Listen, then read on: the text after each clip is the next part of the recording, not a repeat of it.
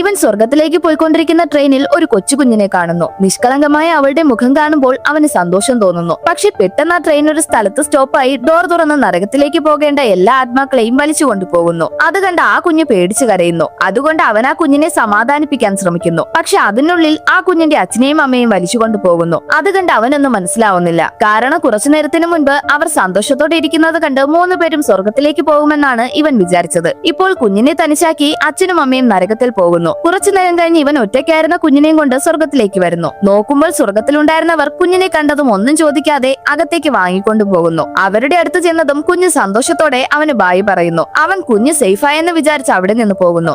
അതേസമയം ഇവിടെ ആ കുഞ്ഞിന്റെ പാരന്റ്സ് കുഞ്ഞിനെ കാണാനില്ലെന്ന് പറഞ്ഞ് നരകവാതിലിൽ നിൽക്കുന്നു. പക്ഷെ അവർ പറയുന്നതൊന്നും കേൾക്കാതെ അവരെ നരകത്തിലേക്ക് അയക്കുന്നു. അവിടെ പോയവർ ഞങ്ങളെ മാത്രം എന്തിനാണ് നരകത്തിലേക്ക് കൊണ്ടുവന്നതെന്ന് ചോദിച്ചുകൊണ്ടിരിക്കുന്നു. അപ്പോൾ ചിത്രഗുപ്തൻ ഒരു ഓഡിയോ പ്ലേ ചെയ്ത് കേൾപ്പിക്കുന്നു. അതിൽ ആ കുഞ്ഞിന്റെ അവസാന വാക്കുകൾ കേൾക്കുന്നു. അതിനകത്ത് ആ കുഞ്ഞ് അമ്മേ എനിക്ക് ഈ ലോകത്തിൽ ജീവിക്കാനാണ് ആഗ്രഹമെന്ന് പറയുന്നു. അതിനുശേഷമാണ് മനസ്സിലാവുന്നത് ഇവർ കടബാധ്യത കാരണം കുടുംബത്തോടെ തെറ്റായ ഒരു തീരുമാനമെടുത്തിരിക്കുന്നു. പക്ഷെ ഈ ലോകത്തിൽ ജനിക്കുന്ന ഓരോ ജീവനും അവകാശങ്ങളുണ്ട്. അതില്ലാതാക്കാൻ മാതാപിതാക്കൾക്ക് പോലും യോഗ്യതയില്ല. ഇപ്പോൾ അത് ചിന്തിക്കാതെ ഇവർ എടുത്ത തീരുമാനത്തിന് അവരെ പാതാളത്തിലേക്ക് അയക്കുന്നു.